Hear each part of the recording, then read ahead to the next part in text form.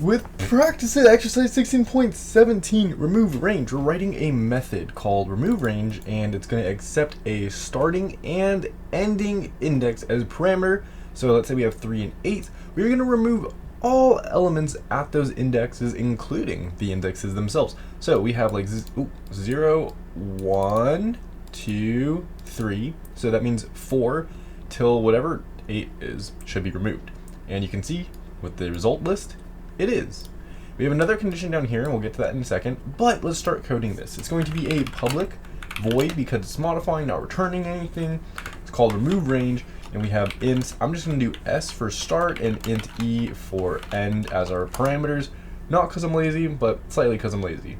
Anyways, let's code the one case that we have right here to throw an illegal argument exception.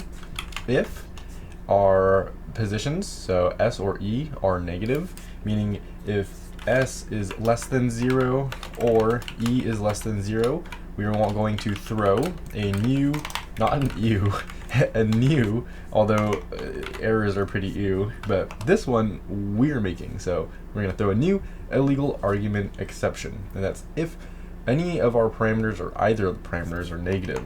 If neither of them are negative, we can start coding for removing our values. Now, this is really cool how we're going to do this. So the way I'm going to do it is I want to have a while loop. The while loop is going to go through this entire list. We already know that. So while, and I'm going to do current does not equal to null. And we're actually going to be examining not necessarily our current value. I'm going to be examining the next value. And so that means current cannot equal to null and current dot next cannot equal to null. And you might be wondering, what is current? Well, you'll know if you've watched previous videos. It's in the playlist link below the like button where I do all the other practice hits. But if you don't know, we're making a new list node. We're setting it equal to the front. That way we don't lose the front of our list when we're modifying it. So we are going to have a list node, and we're going to call this current. Then we're going to set it equal to this dot front. So this is going to get our front, and we're able to use that in here. Now, I mentioned that with this while loop in here, we're going to be looking at the next value. Well, what happens if we have something like 0? What if our start index is 0? What if we want to move the 0 one? Fine, we can do that too. All we need to do is have a separate while loop. And we're going to do while our current does not equal to null, but we also have to have some other conditions in here. We're also going to want to run this if and only if our starting index is equal to 0, right? So, and if our s is less than or equal to, and we can't just say 0, right? Because if we get into that habit, when we go down here, we're going to be at a static index. That's wrong. We need to have a variable that increases every time we move down this list. So I'm going to make that in the form int counter. Int counter is going to be equal to 0. That's a starting. So as long as s is less than or equal to our counter, and counter also has to be less than or equal to our e value. That way it is in this specific range. Now inside of here, we're just going to want to reset our front. We don't have to do anything with our list node. Like currently, we're gonna modify that later inside of here. We want to just modify the very front, taking out the front until it ends at our last index, which would be like 8 here. If we started at 0 to 8, we would end at like index 8, somewhere around here, removing all the ones beforehand. So to remove all the ones beforehand, we're going to set this dot front equal to this dot front dot next. And what we're doing is we're essentially saying, okay, this is our front, and this is our front next. We're removing this as the front. This is no longer our front, so it's going to be completely gone from our list, and now 13 is going to be the head. And that's going to update it in here as well, because current is just a pointer to our front. So after we do that, we've obviously incremented 1 into our list, right? So we are going to have to increment our counter as well. So we'll just do counter plus plus, end this line, end our while loop. Now that's pretty much it for the beginning. Let's go and code in this while loop. Now, I have this example right here. It's actually the example that's given to us. And we're going to use this to solve our code. But first, let's look at a little bit of basic logic here. So while our current is not equal to null and current.next is not equal to null, we have a few different cases that we need to handle. First is if our counter is between our parameters. So if it is, we are going to want to start removing things. Pretty simple. We're going to be in this if statement. Otherwise, what's going to happen?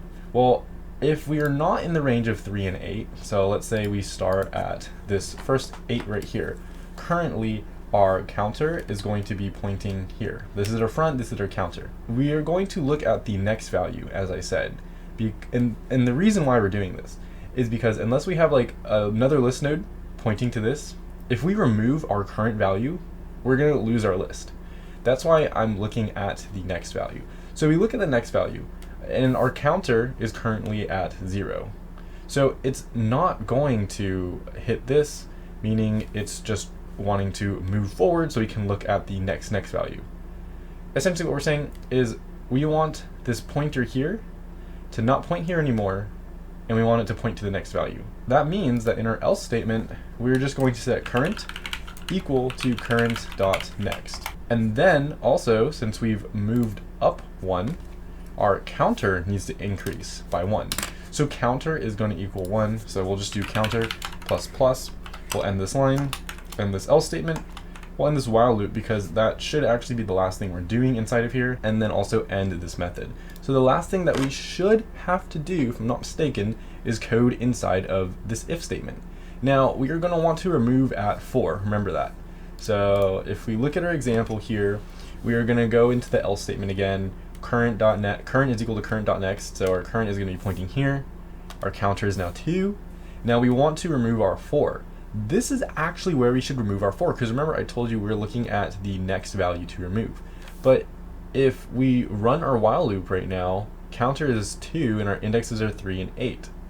So since we're dealing with the next value, we are actually going to have to decrement both of these by 1. So we're going to actually be dealing with 2 and 7 right here. If I go into our code, before we enter this while loop, we can make it happen. We'll do s minus equals to 1, and also e minus equals 1. So both of these are just going to be subtracting 1 from it, and that's going to give us 2 and 7. So now we want to remove the values. So we have our current pointer pointing to 17. We want to remove this 4. We want it completely gone. How do we do that? Well, we can have an if statement, and we can say if this value is the one we want, right? So that's essentially saying if s is less than or equal to counter and counter is less than or equal to e, we are going to want to do this. And this is just going to be setting our current.next equal to current.next.next. And that's going to effectively remove the value at here. So 4 is going to be completely gone, and we're going to move to the next thing. And so now we're going to have 17, 9, 12. And then when we run through this loop again, first off, this is going to be 3. We need to increment our counter. So come down here, counter plus plus. That also needs to increment. And then we're going to, in the next iteration, our current is still pointing to 17. We check, we see our counter is still within this range. So we're going to remove this 9. So we're going to have 17 and 12. And you can see that we just be removing values all the way up until the end. That's pretty much it. So we have these two cases, either if it's in the range or if it's not in the range. If it's not in the range, it's going to skip over it, leave it in our list. Otherwise, it's going to remove it from our list. So that's the code that I would use for this practice it exercise, this practice it problem. We have this condition, we have this for the front, and then we have this for the middle or and end as well. That covers both cases. That'll pass 9 out of 9 tests. You can see all the different cases that it does. And that's going to be it for this practice it exercise 16.17 remove range.